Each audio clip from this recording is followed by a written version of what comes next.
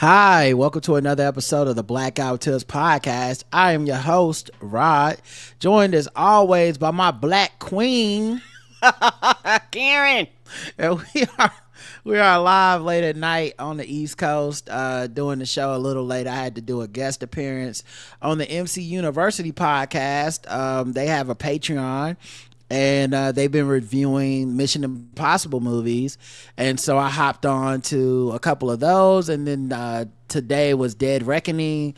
So it should be out soon. If you're an MC University fan and you like to hear me wax about nerdy stuff, check that podcast out. They also put clips out whenever I'm on their social media platforms, and I normally try to reshare those and all that stuff.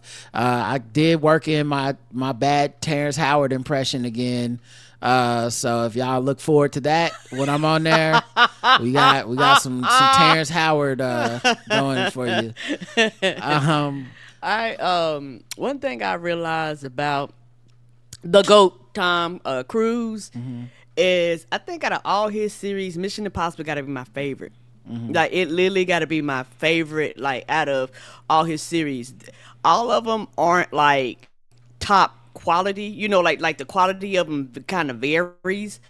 But as far as him as that character, I love him as Ethan Hunt. And for me, that's one of his favorite roles, and I absolutely love him in it because I love like the action movies. And I know Tom Cruise is actually going to do like his own stunts. So a lot of times, like when you was watching it, I was kind of watching in the background, and I was watching the stuff. I was like, yeah, it's like you have to remind yourself, he actually did this shit. Like. This is his jam. And it's one of them things where everybody else be like, oh yeah, my stunt double gonna do this. He was like, you know what? Y'all say that I don't have enough hours and I can't qualify to fly this plane. I'm actually going to fly a few hours every day from my house to the set. It was a helicopter. A helicopter. Okay, every day from where I'm staying to the set until I get my hours. So when we cut this scene, it's gonna be me behind there. I was like, God damn, he's serious. Yeah, so, we talked about Tom Cruise. It was very fun. Talked about, Mission Impossible. So, check it out. The official weapon of the show is phone chair. And the unofficial sport, bullet ball. And bullet ball, extreme. Karen, do you have any banter? I don't really have any either. I did want to say this though. Actually, I'll play the banter. Nah, I'm not gonna play banter music. Fuck it. I'll play. I'll just because it's not banter, but I do want to play. I'll play a beat before we get into the news, so I have somewhere to put commercials. But I just want to let y'all know, new t-shirt designs are in our store. Yay! Now, the link to get to our store is in the show notes of every episode of our podcast. We have a Teepublic Store. You can get shirts, hoodies, mugs, all kinds of stuff, stickers. It doesn't have to be a t-shirt, jackets, everything. We try to make everything available that they have. Check out our store link, and you'll see some of the new designs. About like the banter segment. We got a new Dracarys, like Game of Thrones design. We got just like logos for our podcast, a bunch of stuff. Check it out. If there's something in there where you need it smaller or different, let me know. I can try to help. But yeah, always check out our merch. Yes, check out our merch, and we appreciate people that do. For those of you that are like, come to the live shows, it's a great chance to get them. For those of you at work and things like that, you just kind of want to promote and let people know. We also do the Black Guy Who Tips Day annually. It gives you a chance, to show and rock your merchandise. Yeah, exactly. Take selfies in it, send it to us. We'll share it on our social medias. We love that stuff. We do. All right, let's get into some news.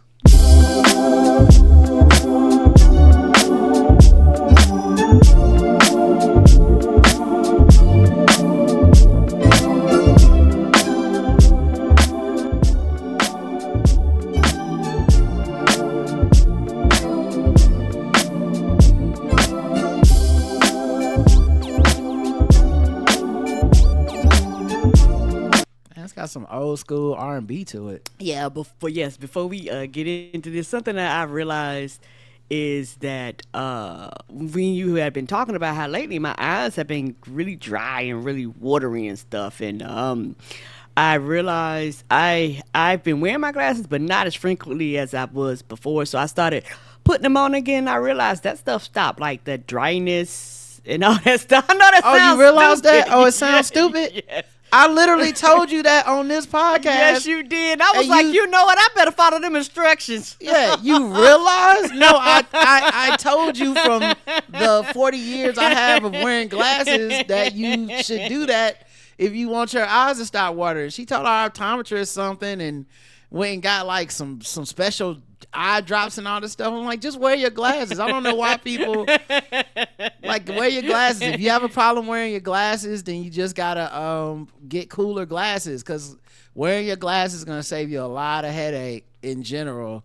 But yeah, of course it worked. Yeah, because the thing is, I like that you didn't have banter, and then after I was ready to do the news, you was like, we're gonna do a short show anyway, 7 different tangents. Go ahead. No problem. That's my fault. My bad. And so what was happening with my glasses on, I have a tendency to blink more than when I don't have them on. And so when you blink more, of course, your eyes don't get dry. So I've been wearing them. And these are my old glasses. My new ones are coming. I can't wait for those. Well, you're also playing this video game a lot lately. Yes. When people play video games, it happens to me too. You just don't blink as often as you should. But you should also wear your glasses when you're playing your video game, because you're just staring at a screen for hours and hours and hours on end. You know what? So I might need to do that too. That's probably another reason your eyes are getting irritated. Yeah, because when I play video games, I don't wear them. But yeah, that would actually probably help with that too. So yes, I will start doing that more frequently. All right, so news. It's random as hell. Random news. Kanye West says he's retiring from professional music, according to an alleged text exchange with Rich the Kid. Oh, okay. I don't know if it's any true. Right. If it's true at all. I don't put much stock in anything Kanye says, because he says a lot of stuff that I find to be not true and inconsistent. But most importantly, I think what this really means is we all did a good job. We should all pat ourselves on the back. We all deserve this one collectively. When he tried to jump into the Drake Kendrick beef, we all collectively said, no, Kanye, we're not doing this with you, man. You can go ahead and bow out. No one cares about this verse. No one cares about this song. No one believes you're even part of this. And no, not today.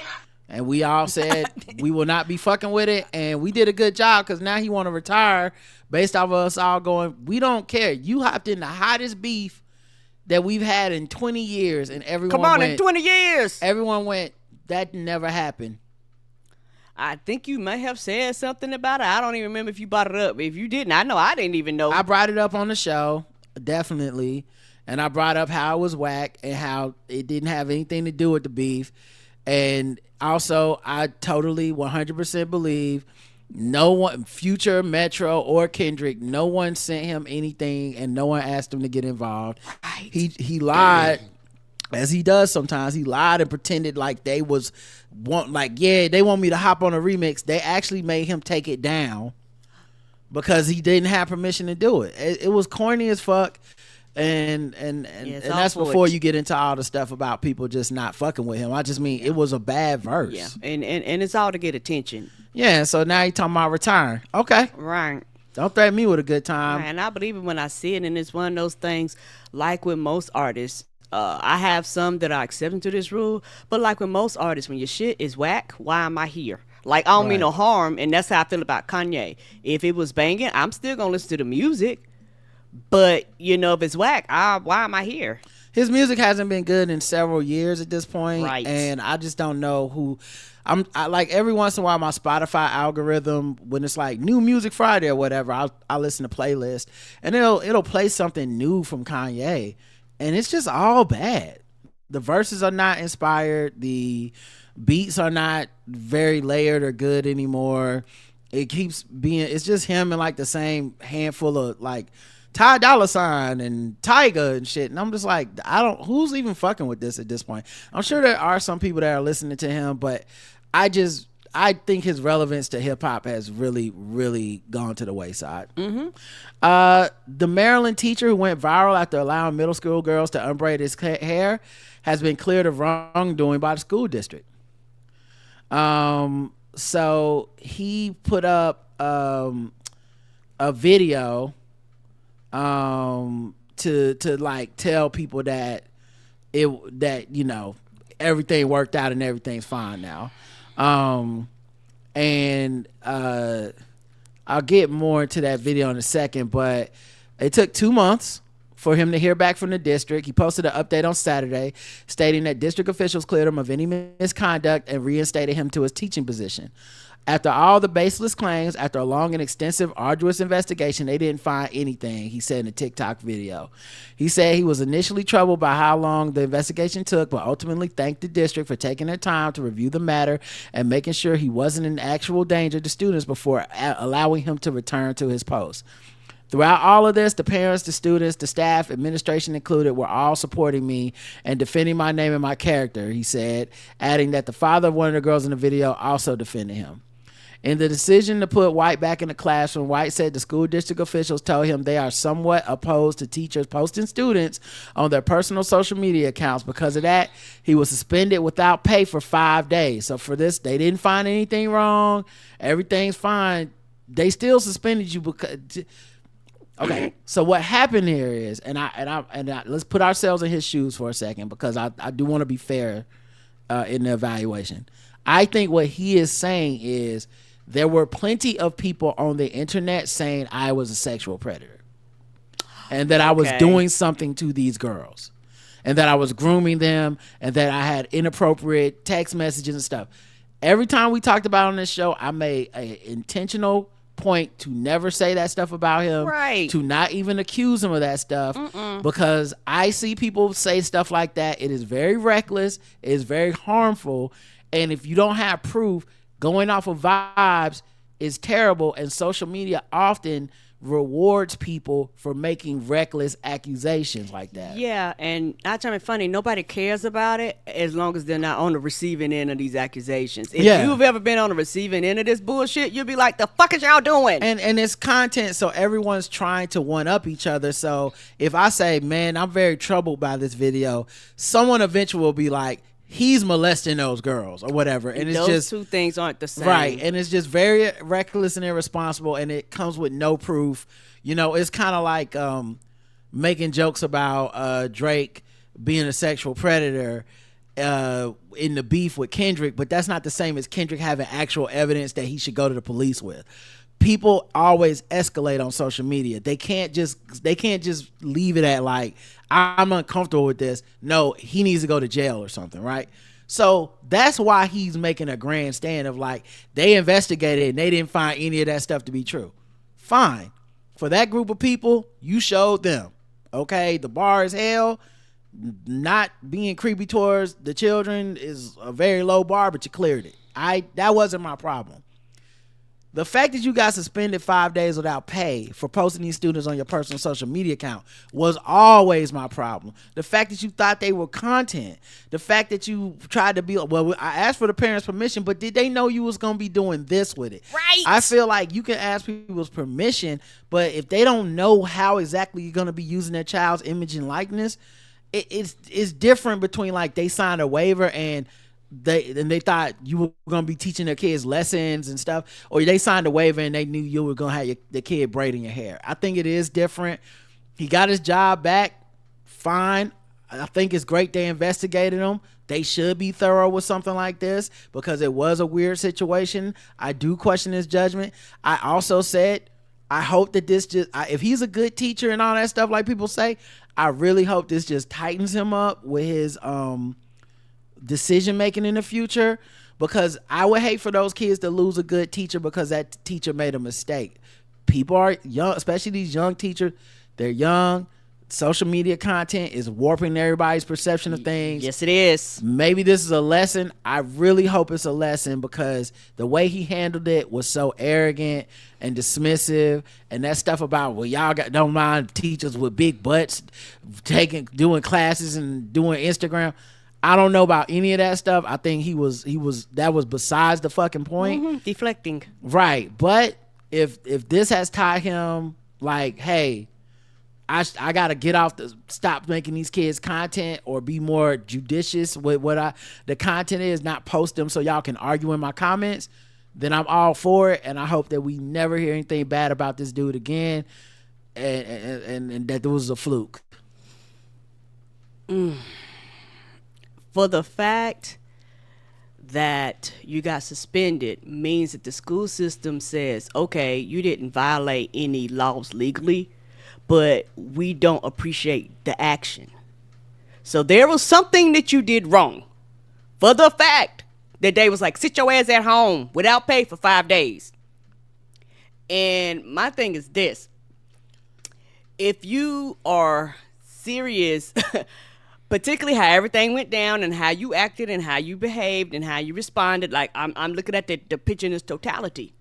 I don't want to hear from you again. I hate to be like this. Stay your ass offline. Don't post no videos of the students. Now you can do whatever you want to on your own time, on your own TikTok with your family and friends. You can do whatever you want to do on that. But as far as the students, no, because you have shown that you don't have the right judgment, in my opinion, for the safety, not only for the safety of the children, because you're putting these children, their identities out there, but for the school system. Because basically the school system said, okay, none was wrong, but we're going to suspend you. So that means your nose needs to be clean, because if you do anything else, you will make the school system look stupid. And the school system will have to turn around and just fucking fire you. Like, they won't ask no questions. They will, all right, we gave you a chance. Like we did the right thing. We investigated. They probably asked the students. They probably asked the parents. They probably did all that work, which is great. They needed to be thorough, and they needed to do their job. Now, of course, I will note, it is him telling us that this is the findings. I don't know what the findings actually is. Normally, schools don't publish personal things, but if they allow him to come back to the school, my assumption is they didn't find anything grievous or actual, like, evidence of sexual impropriety. I still think a lot of the stuff that he did seemed questionable to me, but I'm an older person that doesn't have kids. Right. As a parent, I'm not sure how comfortable I would be with some of the stuff he was talking about, kids texting him and calling them his best friends and stuff. But it could be harmless, could be fine. I just mostly think the one place we can all agree is posting those kids online as content for people to argue about seems like a really bad decision. I think even he would have to admit that in hindsight. Yes. And it's one of those things where I hope this is the last time you quote unquote gloat, because the whole purpose of this right here, it makes me question, well, are you gonna do this shit again? Like the response. Who gives a fuck about them people, nigga? You're about to lose your job. Nobody gives a fuck about them people on the goddamn internet. But because you can come out and dance on them, it's bigger for you to dance on them than it is to actually do the job of fucking teaching. And so for me, I'm looking like, I don't trust your judgment. Okay, they gave you a chance. You fuck up again, I'm not gonna have no mercy. I'm like, nigga, you got to go. I don't want to hear this. And also the thing is, I can also say okay, but still feel uncomfortable about your judgment calls and still keep an eye on you. And I'm pretty sure there's gonna be some form of monitoring. There's gonna be some form of checking him and checking the social media, because the school board ain't just gonna let you run free. There's gonna be something else, because there's money on the line with this shit. Because you talk about possible lawsuit, what happens if somebody change their minds? Because you never know what happened if a parent was like, I'm cool, okay, now I'm not cool with it. It's all types of shit that could go wrong from you making these decisions. Yeah, we'll see. I mean, I assume a lot of people are going to be watching this social media like a hawk too. So, and yeah, I am concerned that he seems to want to disproved the internet and really seems concerned with those people who aren't in his classroom, who don't know him or those kids, who continually will always have something to say about him. Right. And part of it is because they know they can get to you. Part of it is also because you seem obsessed with their opinions. So yeah, I would like to see. I would hope that we never hear about him again. That's in a good way, right? Like that he's just teaching his class. Yes, and that's what I mean in a good way. When I was like, Yeah. I don't want to hear from you again. Not unless it's something positive, like positive. Other than that, no. You need to calm down and go away and do your job. Right. Keke Palmer defends Angela Simmons after Oreo bathtub post sparks social media criticism. So Angela Simmons, you may remember from yesterday's show, she had the gun purse at the BET Awards. Okay, yes, I remember that. You showed that yesterday. So now she's posting a promo for Slutty Vegan. Oh, the food brand? Mm-hmm. Yes. They coming to Charlotte. Can't wait. Gonna be the first bitch in line.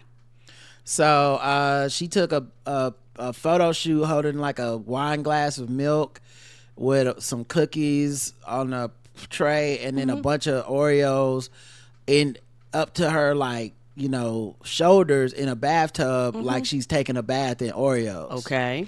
And I guess people did not like it for some reason. It don't bother me. Not trying to tell the truth. It looked like a fucking Got Milk commercial. What are we talking about here? Yeah. I don't really, it's not offensive to me, but I guess people was hating for some reason. Keke Palmer jumped in and said, the way these people are hating in your comments is something vicious. I'm so blown back. Just know you doing everything right. I have never seen people so pressed. Woo. And Angela said, thank you for always being so supportive of me. You are the best. No, there was nothing wrong with that picture. Like I said, the internet just wants to be mad. Yeah, I don't even really know. I think, I've been saying this for a while, but talking to friends and stuff privately, I just feel like at some point, just social media became a place where people just go to be mad for the most part. Very few far between are the days of the fun, pop out type of vibe and the Drake disses with the jokes and all the memes and stuff. It's a lot more just like mean than it is anything else, because if of things to be annoyed or mad about, right, this has to be extremely low on the list. But I guess somehow she keeps becoming the main character, and unless there's something I don't understand about this picture with the cookies, it's really just more of a keep scrolling if you don't like it. Yeah, and also, we talked about it before, but it's one of the things, but something got to feed the machine. And on social media, if it's not a fire, they'll start a fire just so they can record the fire. Because a fire has got to happen, or else for a lot of people, why are they online if they're not enraged, if they're not angry, if they're not fighting? Because what I've realized, and I'm talking about myself too, people are addicted to these emotions, and people are addicted to sadness, they're addicted to anger, they're addicted to depression sometimes, like they're addicted to it, which means they like to stay in these moods for extended periods of time, and that's not healthy. Any happiness, it's not healthy to be, because you have to have balance, and people don't want to admit that they are addicted. They are addicted to the dopamine hit from them going out and raging, for the dopamine hit of them going out and posting sad shit just to get the attention. The dopamine, it's dopamine. Like social media is designed to say, however you're feeling, if you post it, somebody will reward you for this behavior. That's how it's designed. And people have, and scientists have done studies on our brains to see how we respond to this shit. Because the thing about the algorithm, and people have said this before, and once I realized this, I was like, oh, I understand it now. It don't care why you're there. It just wants you to be there. So it doesn't care if you're having a mental breakdown. It doesn't care if you're off your meds. It doesn't care if you fell out with your spouse or significant other. It don't care about your death in your family.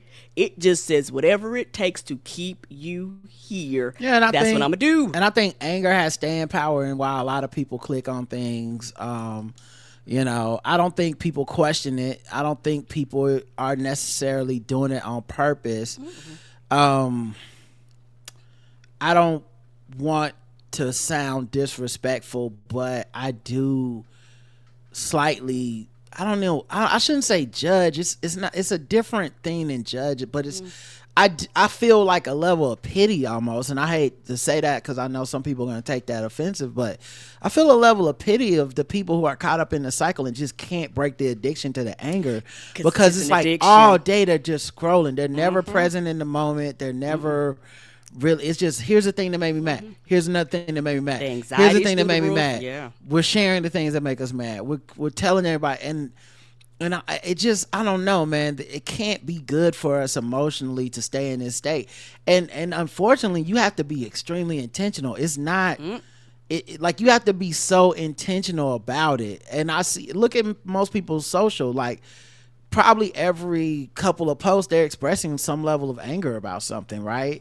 For example, lately when I go on Twitter, if I go to the For You page, for a while, it was just showing me everybody's like tweets about Biden, and it didn't matter if they were for or against. Right. It was just, and most of them were in the tone of fuck the people that disagree with me for this reason, right?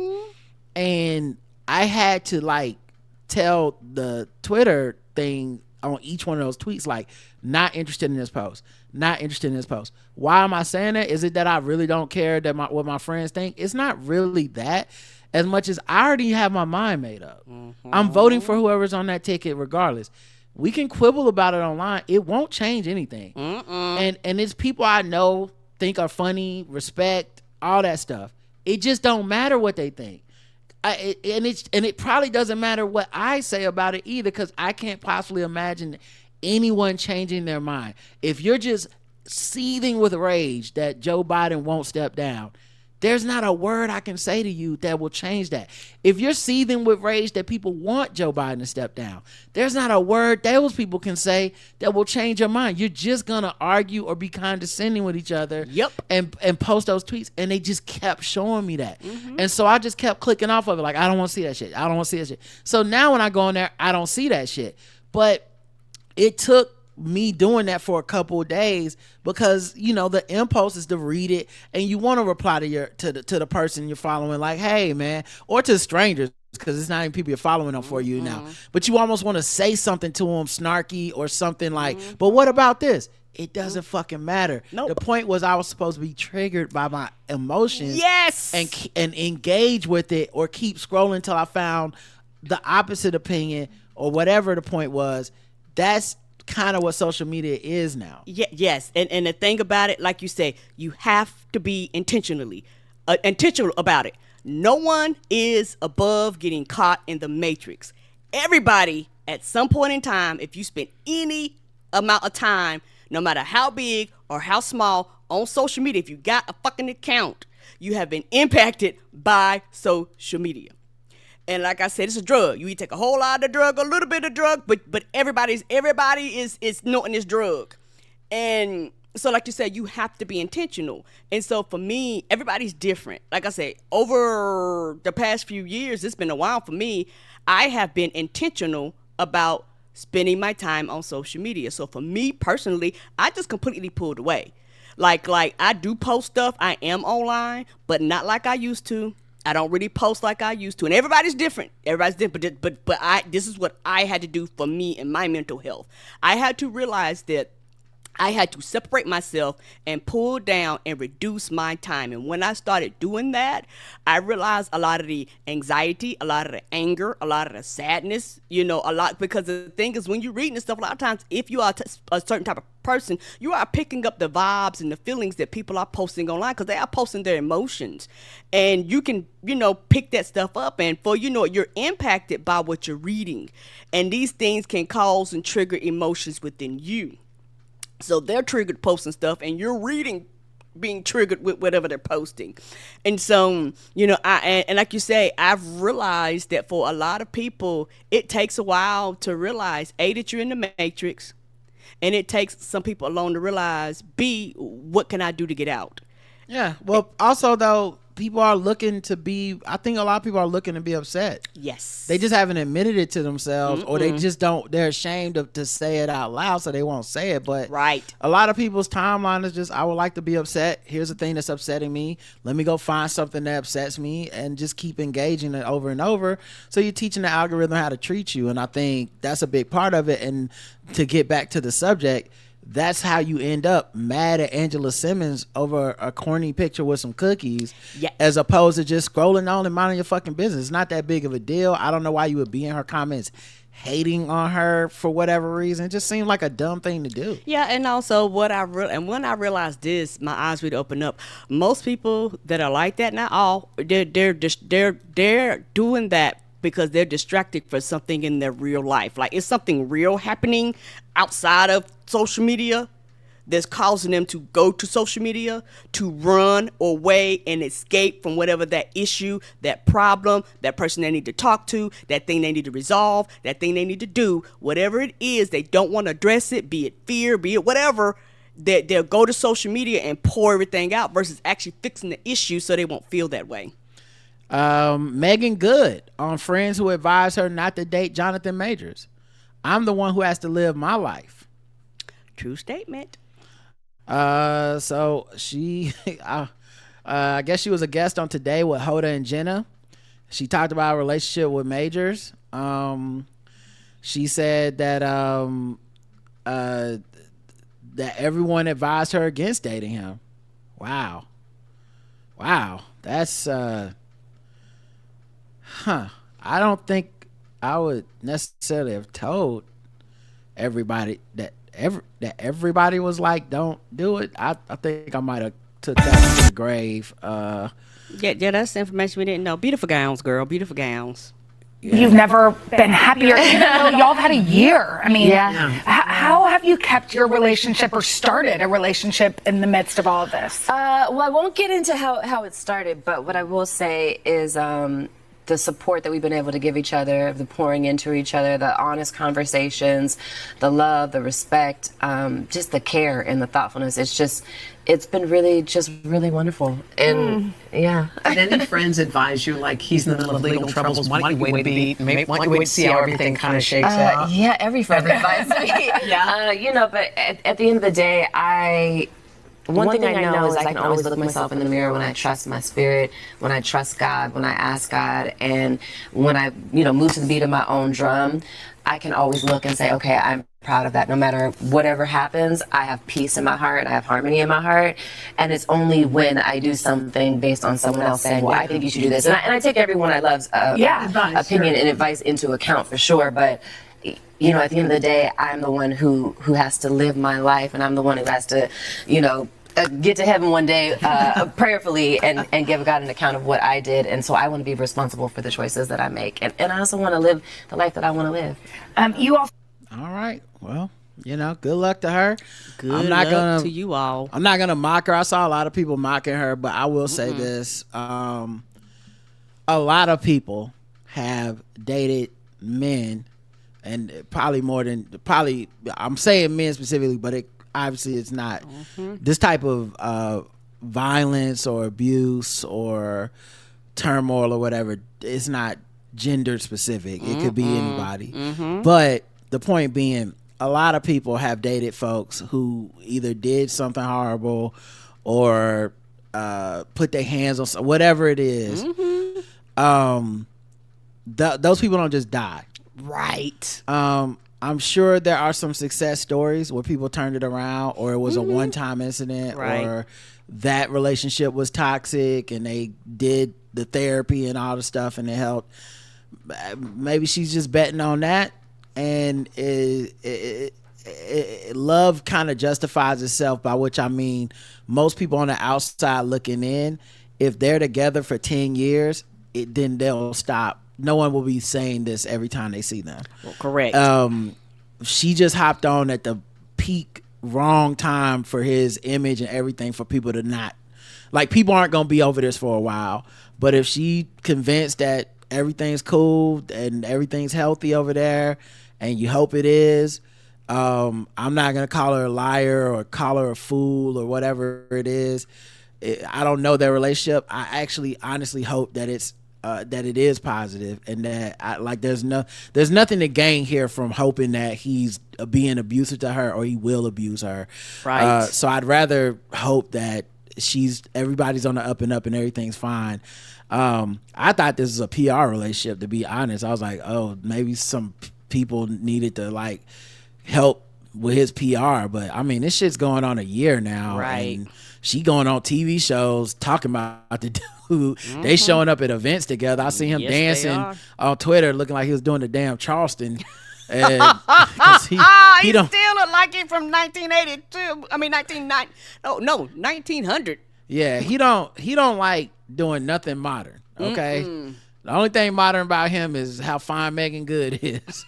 Everything else is ancient. Yeah, everything else he is like. I'm surprised she ain't wearing. Everything else is pre-prohibition. I'm surprised she ain't wearing her hair up in a beehive, you know. But nah, if they happy, I'm happy. I'm moving the fuck on. But I Ain't just that thought the truth? I thought that was interesting because I don't think I would have told everybody like, yeah, everyone said not to date him. Right. I was like, well, you know, that's private or something. She Ain't was that the truth? Listen, everybody said you a damn fool. Okay, you crazy, and I said, all right. I'm gonna tell you this: she ain't the first woman, and won't be the last woman who everybody told they a damn fool. It's a lot of people who, like you say, who have dated men who are not famous that have done some of the things this man has done, and even worse. In other news, U.S. some Supreme Court news. U.S. Marshals guarding the home of Justice Sonia Sotomayor had to shoot a would-be carjacker who threatened them with a gun. What? Yeah, a dramatic scene unfolded outside the home of Supreme Court Justice Sonia Sotomayor when her security guards were forced to shoot a man who pointed a gun at one of them. The shooting incident occurred July 5th on Friday in front of her home. They were on duty to monitor her residence when a man approached one of their vehicles shortly after 1 a.m. Multiple reports claimed that as one officer sat inside his car, the suspect pointed his gun at him. The federal agent opened fire on the assailant, identified as an 18-year-old Kentrell Flowers. Now, this could just be some D.C. shit. D.C. has a lot of carjackings the last year or so. A couple years. Yeah, people living up there is like, this shit is out of control. They need to do something about this. Yeah, it's one of the reasons that it's one of the reasons the crime thing is very interesting because I feel like after George Floyd and with the white guilt movement, there was this idea of like we need to treat crime differently and all this stuff. But as I've always pointed out, the crime bill passed in 92 or whatever, not because it was forced down everybody's throats. It's because everybody demanded that something be done about crime. Right. And a lot of the people being everybody was a lot of black people. Right. Not every black person, but a lot of black people. Right. They was like, we tired of this shit. We want to be safe too. And I keep saying we are primed for a comeback to that because crime seems to be the one thing that everyone gets scared of. And black people have their own issues about it because their issues obviously are about policing, profiling, and whatnot. But their issues aren't I would rather get robbed and nothing be done about it rather than have any police. Their issues is mostly like, I would like police to work in my neighborhood the way they're supposed to work and the way that y'all find ways to work in white neighborhoods. Right, without harassing everybody. Yeah, and so I worry because DC, I think, tried to pass a crime bill or did pass a crime bill. And then something like this shows how out of control it is because this is such a dumb crime. Rolling up on some federal agents in their car at 1 a.m., outside the Supreme Court Justice house, you clearly didn't know any of that. You just saw a car and went, I'm 18, I'm a carjack Just saw this, a car and got shot. But yeah, it's just that, like, I don't think the issue is like they're targeting the Supreme Court, you know, because if that was the case, I'm like, they showing up to the wrong people's houses. If that's like, I don't think people are. I mean, maybe I'm sure there are nut jobs who are mad at Sonia Sotomayor, but they don't have power on the court right now. So that was what made me go, I don't think this is about her Supreme Court position. They just happened to be outside at 1 a.m. in the morning because the age towards like 18. Oh, they had no idea who they was walking up on. Yeah. The last thing is the Supreme Court got booed by a crowd this week in North Carolina during a speech by First Lady Jill Biden. She was in Wilmington, North Carolina for a campaign event, and she brought up the Supreme Court and Donald Trump. She said he called the January 6th insurrectionists great patriots. And last week, the Supreme Court ruled that there are virtually no limits on what a president can do. After her remarks about the Supreme Court, dozens in the crowd started booing. Yeah, I mean, now look, these people at this crowd, I guarantee you they're on the right side. They're at a campaign event, which means they are voters and they're going to vote. But I would just like to remind everybody, a very famous man once said something really prophetic, and people don't like it, but it's the goddamn absolute truth. Barack Obama said, "Don't boo, vote." Yes, he did. And nobody gives a damn about your boos. Boo and vote. If you go, these people are booing and voting, so I don't want to. This is not about them. Let's not denigrate them. But there are people who just think the booing and the lack of approval for the court, and they keep bringing up the opinion polls about the court. I cannot stress how little that fucking matters to this court. Right. The only thing that's going to matter in the scheme of things is making sure whoever gets to pick their replacements when it is time is not a Republican. That's it. Everything else is just us complaining and talking back and forth and boo-hooing. No, the only thing that's gonna matter is us pulling together. I hope we as a country understand this moment for what it is, because in 4 months we really fitting to see. Yeah, and also it's one of those things where I'm like you know, if you're gonna boo, bitch, boo all the way to the polls. Don't just boo. Like, let some actions. Boo, be angry, be upset, be sad, but bitch, go vote. Yeah, exactly. So I said, this is not my problem with these folks. They're at a campaign rally. They're gonna vote. That's right. You know, this isn't that. But I just know there's lots of people that care more about the optics of, you know, even the shit. And I get it. You know, you don't want them to feel comfortable and whatnot.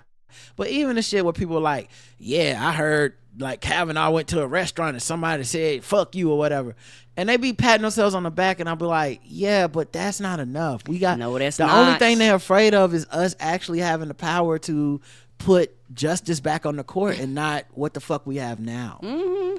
All right, let's move into something else. Let's see what I feel like talking about next. I know we said we're gonna do a shorter show. Maybe we'll do some. Oh, for some reason it doesn't want to load the articles. Oh, okay, all right. I think I fixed it.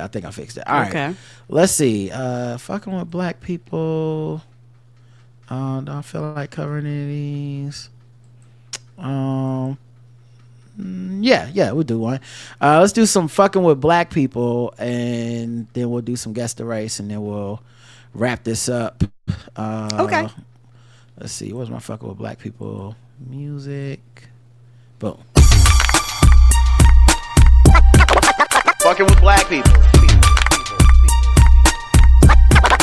Fucking with black people. Fucking with black people. Fucking with black people. All right, fucking with black people time. Let's get it. Let's see. Omarosa slams Trump for his black jobs comment during the debate. You talking slavery? Girl, if you don't get out my face. What is you talking about? You not feeling it? Oh, girl, baby girl. Karen's not feeling it. Why? Is there a specific reason you're not feeling it? Because you would be pro-slavery. What are we talking about here? Let me say this. I am a firm supporter and advocate of bringing back the whipping post from slavery. Yeah, it's interesting because you helped this scorpion cross the river. Yes, you tried to sell a book off of it. Yeah, don't want to. Like, Omarosa is such an interesting person to me because I feel like our affinity, like the whole like, oh, she's a black woman thing, people try to make this dog hunt for people all the time. I feel like I can speak on this because as a black man, this happens all the time with black men where people try to trot someone out as, but he a black man to me. And then as if I'm supposed to turn off my critical thinking and my morals and go, right, but he's a black man. So if he hits his wife, there should be no consequences for that because he is a black man and black men have it hard.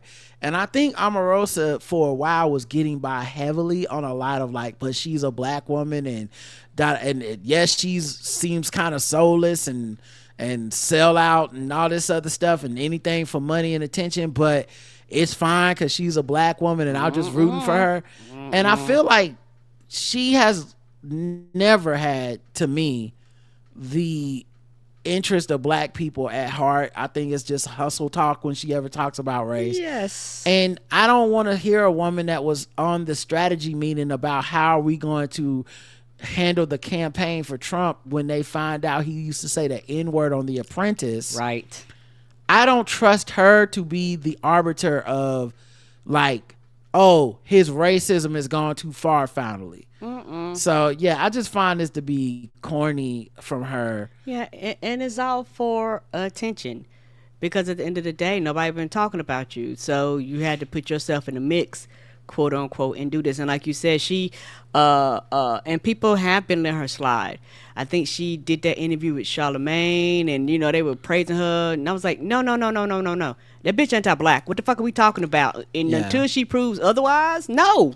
Yeah, she was talking to TMZ and bringing up race, but it's kind of like the Megyn Kelly brings up feminism when it benefits her. Right. Kanye West brings up race when it benefits him. And I think Omarosa is very much the same in both of those lanes. So 0 to 100. Oh, this gets because it's her. It just gets at your cars because it's like she just. Anytime she comes around, not trying to funny, you almost know it's gonna be some fuck shit. She's a hustler. She's just trying to sell shit. She'll do whatever it takes. Cause the thing is, the only reason why you wrote that book that's so like a grass is because you thought you was gonna make some money. Everything is a hustle. Even when you had your baby, you posted your picture online, even though most of these people you deal with are fucking racist. Then had to take that bullshit. That's down. Candace Owens. Oh, that's the wrong one. Yeah. Okay, but they both anti-black. Okay. All right. Well, that's interesting. You got them confused. But yeah, I do think I give it a Dracarys too because I just can't get over how much she worked with and for him. Yes. And she knew he was racist the whole time and tried to pimp that off. And she knew when she was up there with him, she was definitely selling the image of black people fuck with Trump. Yes. Her and all those other black people that came up there from that delegation to be like, we're the blacks and the religious people for Trump. Those people are part of the reason we're in the problem we're in now. And no, you can't just come back to the party with, wow, guys, that was real racist what he said, wasn't it? Like, girl, we been said. Girl, you're the new person here. Right. And you ain't gonna stay long. So right. Go on back you over have to there where you came understand, I'm from. a hustler. I'm a legit entrepreneur. I sell things. I come in contact with people all the time. Kanye. That hustler. Kanye West sued for racist work environment and harsh conditions. I am shocked. Well, not that shocked. In a lawsuit, a new lawsuit, is alleging that he created a racist, abusive work environment while developing an app to promote his music. It also claims his wife, Bianca Censori, sent explicit videos to staff accessible to minors. The legal action filed in U.S. District Court names Kanye and Malo Yiannopoulos, who is his former chief of staff, as defendants. It accuses him of forced labor and cruel, inhuman, and degrading treatment. They allegedly made false promises to pay both adult and minor employees and forced them to work excessively long hours while enduring racist taunts and being called new slaves.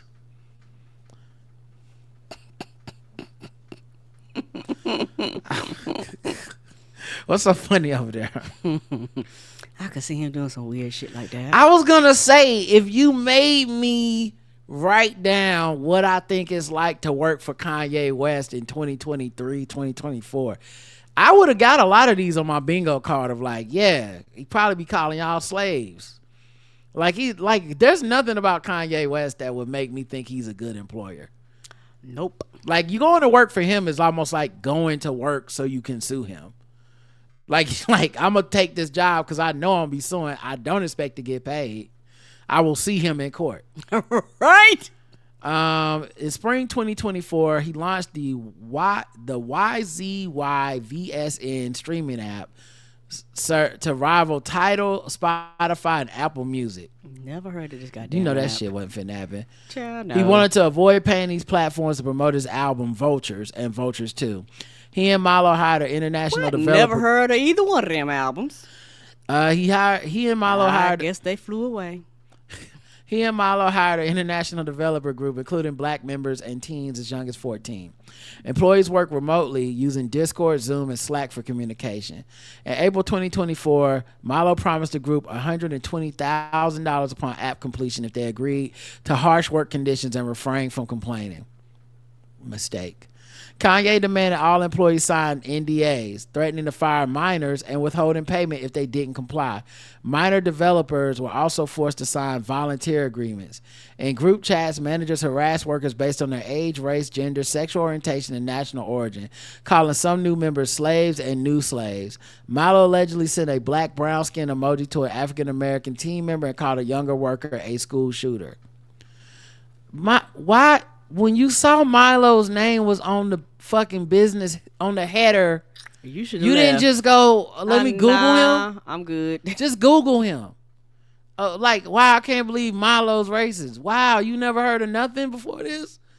Kanye announced an adult film venture called Yeezy Porn with Bianca reportedly sending explicit videos to staff members via a file sharing link. Minors developing the app were not shielded from those videos.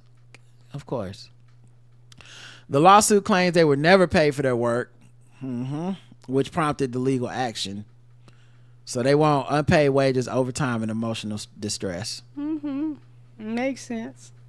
Yeah, I can't pretend to be surprised by this, y'all. It's just, this is literally what this man does. Okay? Like, I'm surprised, if anything, that they even sent them NDAs and shit to fill out, because I can't believe Kanye even believes in that. Right.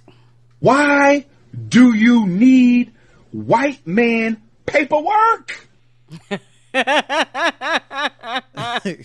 Karen, 0 to 100. It's sad, but just gets 0 because actually, not trying funny, I don't care. None of this shit was ever gonna work. Just like the school flopped, and it's one of those things. I think when it comes to him, a lot of people, they want to be around him. So if he quote unquote makes a comeback, they want to quote unquote be attached to it. But in my opinion, until he starts taking better care of his mental health and all this shit, that's not going to happen, and people just don't want to admit that. And I am looking at this from a realistic perspective. You're making whack ass songs, you're making whack ass albums nobody's heard about. You're consistently trying to make yourself relevant. That's why you keep doing all these adventures thinking something's going to quote unquote blow up, because truth be told, over the years you have burned all your bridges and all your partners and all your allies, people who if you would have went to them with this idea would have really invested and got behind you. You burnt all that, and people have literally watched you self-destruct. So you're doing this because you literally have no other means, funny, other than to self-fund. This is the kind of job I would never take, just because I can't, no one's gonna have sympathy for me when I tell them what happened. It's like how I wouldn't want to be Future's 30th baby mama, because like the first two, sure, Sierra, yeah, I get it, right? But once you start having baby mamas, you start like letting him come in you, and it's after Sierra. Yeah, dog, no one's gonna be sympathetic. Regardless of how empathetic people want to be and understanding, a lot of people are not. Everybody's gonna be like, but you saw what happened to Sierra. And I feel like that's what working for Kanye West in 2024 is like. It's like, but you saw everything that happened before 2024. Of course you didn't get paid. Of course it was racist. Of course they were sending porn. Of course it wasn't run well. Yeah, this is not like you went and worked for a real organization. Agreed. Good luck with the lawsuit, though. I mean, it's not fair to not get paid for your work. Right. Yeah, I'm not fucked with it all as a black person. Racist environment is what I expect Kanye to do. I'm honestly a little disappointed it wasn't more racist. Yeah, it's new slaves. That's it. He ain't had no whips. Right, and chains. What's happening? That's it. He ain't forced him to wear the newest Tatooine well. Right. I'm surprised y'all got lunch breaks or whatever. All right. Guess the race. What time is it?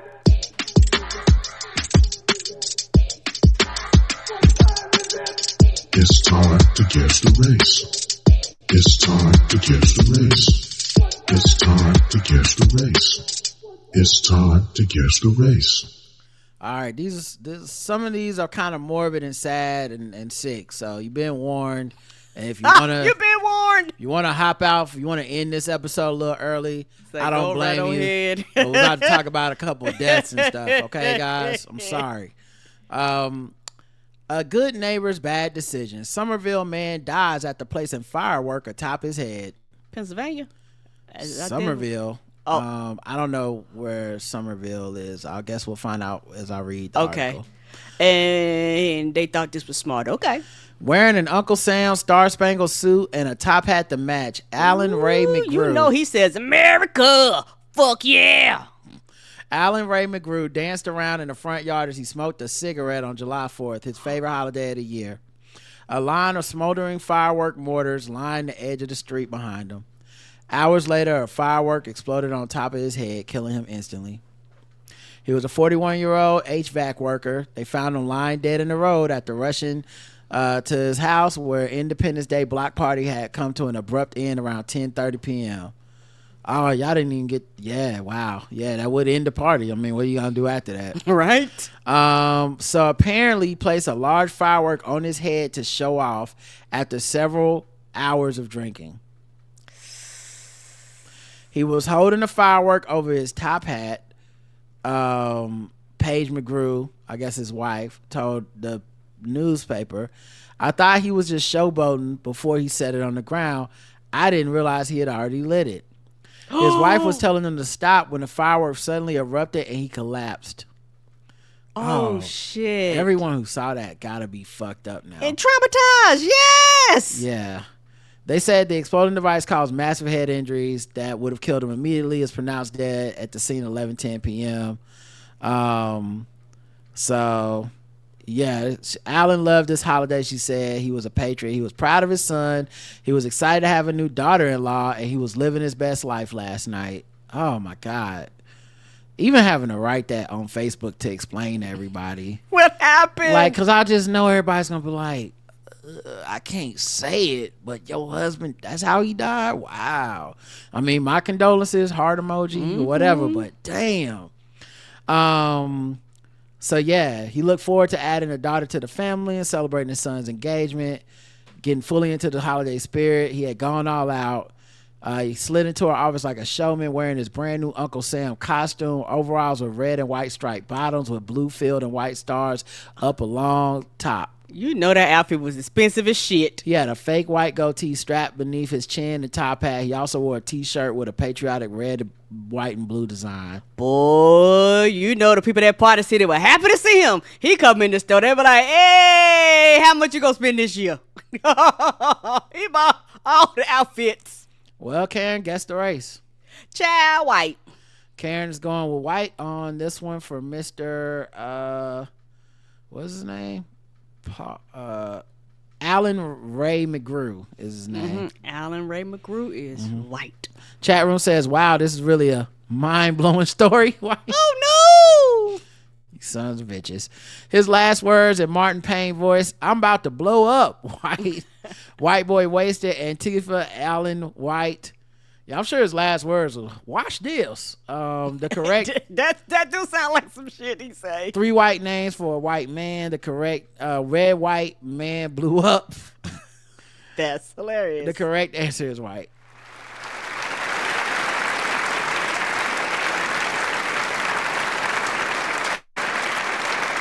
And that's a picture of him in the outfit with the hat and the smoking a cigarette. Oh, he spent all the money. Smoking a cigarette around fireworks is dangerous. That's wild. That's a wild way to go out.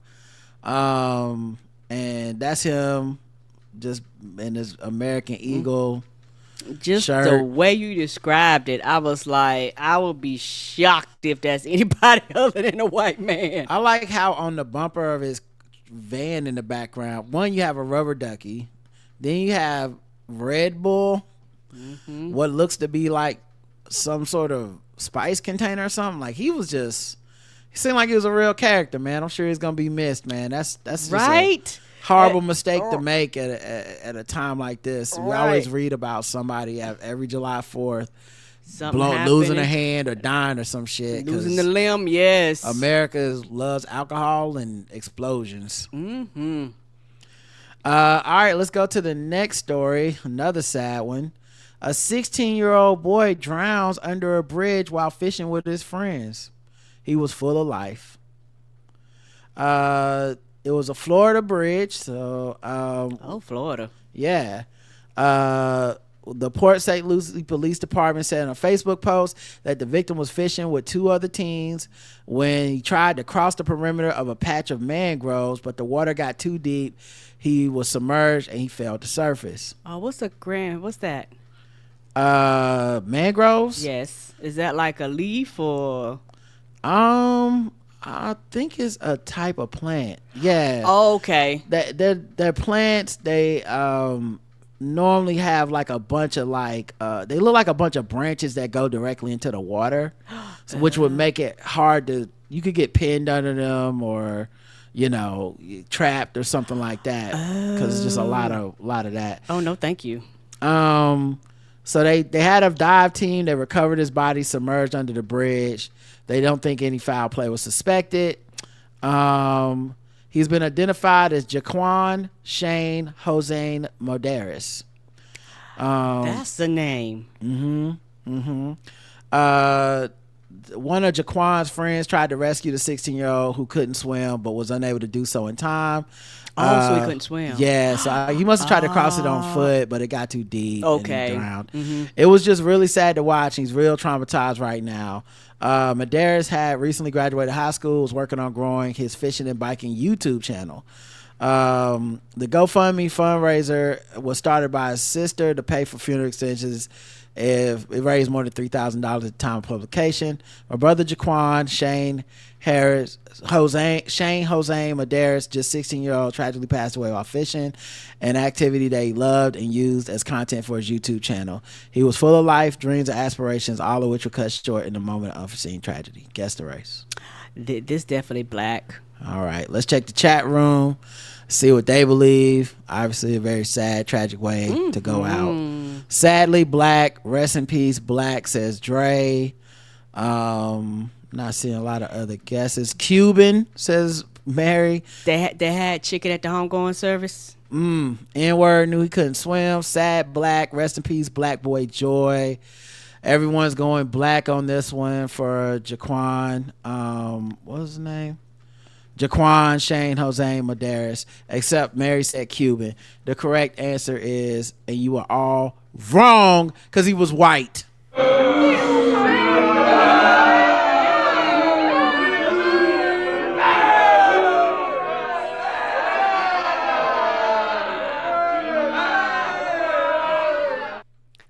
What? I know he walk in places and everybody have to blink twice. Your name is black / Mexican / and then you couldn't swim. I mean, you were hitting all the stereotypes there, white man. Maybe it says more about us, that we find those to be black behaviors, such as not being able to swim, going to graduating high school, can't find a real job, so you got to do a YouTube. Jaquan, come on. He's the first white one I ever known in my life. Maybe it's us, guys. Have y'all thought about that? Maybe all of y'all should take a real hard look in the mirror at yourselves and the racism that y'all are purveying out here. So sad. What was his sister's name then? Couldn't be me, I say. Only because you knew. All right, let's go to the bonus round. What time is it?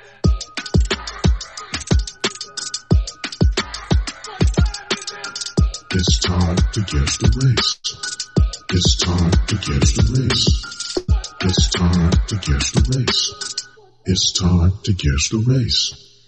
United Airlines has issued a bizarre explanation for why a mom and her 16-year-old were booted off of one of their planes after she claimed she was barred for misgendering a flight attendant. Jenna Longoria was prevented from boarding a flight from Austin from San Francisco to Austin. Wait, it should say to one of these. It says from Austin from San Francisco. Anyway, on Wednesday, following an altercation with staff, she claimed that the incident began when she accidentally used the wrong pronouns for a flight attendant and ended with her mom, and baby son getting ejected from the flight. However, United Airlines have since cast aspersions on her versions of events by issuing a statement on what happened. A party of three traveling out of San Francisco today was not allowed to board because of following the discussion about how having too many carry-on items. The matter was resolved, and the customers took a late United flight to finish their trip. Okay. However, before she was apparently rebooked, Longoria took to Instagram to vent about the situation. We're saying it's a hate crime that I did. They're saying it's a hate crime that I did, and that I might not even be able to fly, ever be able to fly United again, she fumed in one clip. I will tell you what happened now. I got one of the flight attendant's pronouns wrong, and the other flight attendant didn't like it. I said, I'm really sorry. I'm not very versed in pronouns. I was holding my son. He was having a temper tantrum and had the car seat on my back. I wasn't really focused on anything except getting my son's car seat on the plane and getting him comfortable. Even in her videos, it appears there was more to the story, with another showing a United Airlines staffer suggesting that Longoria had done more than just confuse pronouns. In the clip, she can be seen talking to a United staff member who informs her it was the captain's decision to deny her from the flight for what came out of your mouth. The employee also tells her there was some more that I heard beyond the pronoun error. She said something. They basically said tough luck, and they won't tell me exactly what I said. In another clip, she is seen pleading with her 20,000 Instagram followers for advice on what her rights are. Okay, I'm starting to wonder, like, first of all, what are your how you got 20,000 followers? What do you do? Right. Cause like when you say 20,000 followers and you went to Instagram to complain, part of me is like, is this your thing? Like, are you like, I'm the right wing mama or something like that, and I start a bunch of shit? It's more to this, and I mean, because airlines don't want to get sued for no reason. Not that they don't fuck up, don't get me wrong, but most people just want to do their jobs. And I'm not trying to be funny for the captain, because normally the captain don't do shit. Normally it'd be like the flight attendants and people handling shit. You know, they go in that little cockpit and that's it. You don't see them. You might see them at the beginning when they greet everybody. After y'all sit y'all asses down, they lock that door. You don't see them niggas no more. So in order for him to be like, you got to go, you did something. We don't know how we're going to get back today. I don't know what to do. I really don't know what to do, she said. Meanwhile, they gave her a flight later. So, yeah. Anyway, guess the race. What was her name? Her name is Jenna Longoria. Oh, white. All right, let's check the chat room, see what they believe. But yeah, that's just I think something it's also happened. Like you double down or something. Like I doubt you used the wrong pronouns and then were just like, oh, my bad. Like it must have something else happened. The chat room says Latina was trying to get Trump's attention white. Trying to get that GOP money. Right. Her and Candace Owens. And yeah, Candace Owens and Omarosa and Amber Rose. Karen and not the good way, white, Mexican. The correct answer is I'll accept white and Latina because she could be a white passing Latina.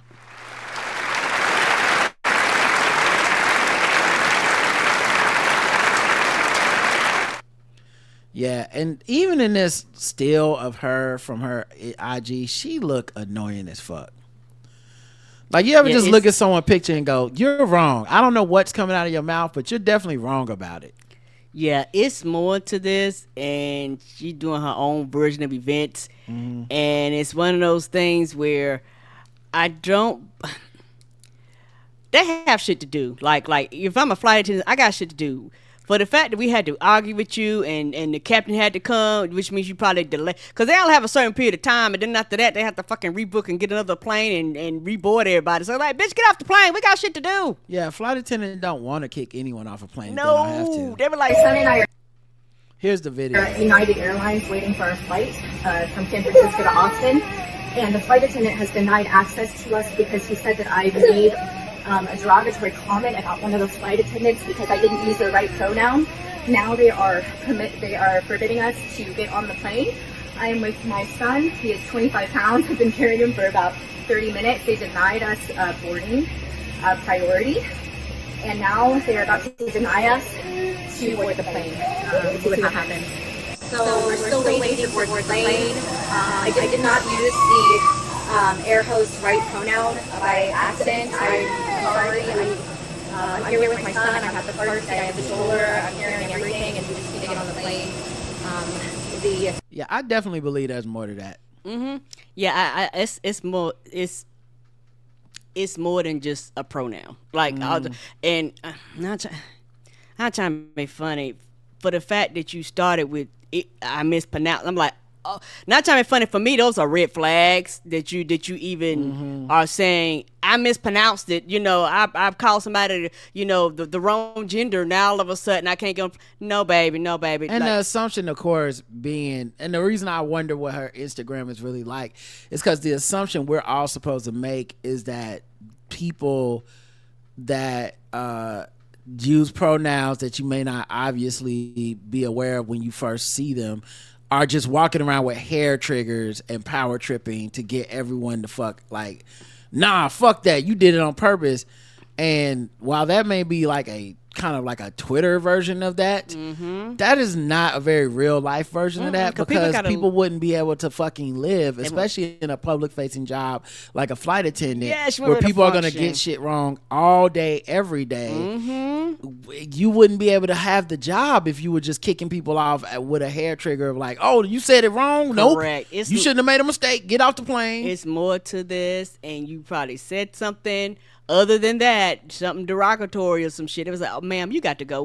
They was like, basically, we're not gonna fly with you abusing the people on the plane, basically.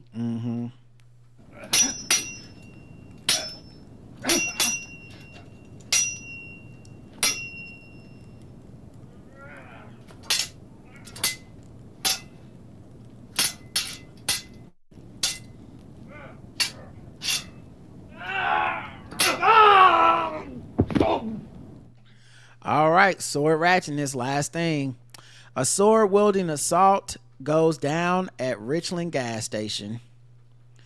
Goes down. You know, I don't see that in the headline. No, you don't. Article. That don't sound good. Is this Virginia? Richland. I don't know where. Richland I'm hearing Richmond. My bad. Richland. I don't know. Probably not in Virginia. Then my bad. Let's see. It was anything but run-of-the-mill Sunday morning for a motorcyclist who simply stopped to get some gas at Richland Fred Meyer on Wellesian Way. The rider, it's definitely a local. It's definitely a local gas station. Fred Meyer. Yes. Oh, I don't know. I mean, it could be a chain. Okay, but we might not have it. Okay, in North Carolina. Okay. I'm about to say if it's regional, it ain't here. The rider got more than he anticipated. It all began around 11 a.m. Multiple people called the police to report a man threatening someone with a sword. Oh, 11 a.m. You want to be sure everybody saw you. Broad daylight. Right. Richland police officers arrived a few minutes past 11:30, quickly found a suspect who was walking near the intersection. They approached the man and quickly detained him without incident. Officers spoke to witnesses at the Fred Meyer gas pumps, as well as the victim, who had fled the scene because they feared they would be attacked. The accounts of the witnesses and the victim told a story that would unnerve most anyone. The motorcycle rider is minding their own business, filling their tank with gas, when a complete stranger runs up to the rider and starts screaming. The suspect then pulls out a piece of reinforcement bar, rebar, as is more commonly known, and holds it in one hand, threatening the victim. The suspect then reached for a sword. He had rebar and a sword. When you say rebar, like a pole? rebar. Yeah, kind of like a pole. It's fine. Yeah, it's just a blunt force instrument. Needless to say, the victim got on the motorcycle, took off for fear of their life as the suspect pulled out an unsheathed said sword. At least you were able to get out there and get on your bike. When officers made contact with the suspect, he had a piece of rebar as well as a sword in his open and shut case. Right, all the evidence is there. We don't need DNA. To tell the CSI people to stay home. After talking with witnesses and the victim, along with the evidence they gathered from the suspect, police took the man into custody. He was taken to the Benton County Correction Center and charged with assault in the second degree. RPD thanked multiple people that called 911 and gave great details that helped them locate the suspect. I don't think it was hard. I mean, you're carrying rebar and a sword. You ain't gonna be hard to find. Yeah, exactly.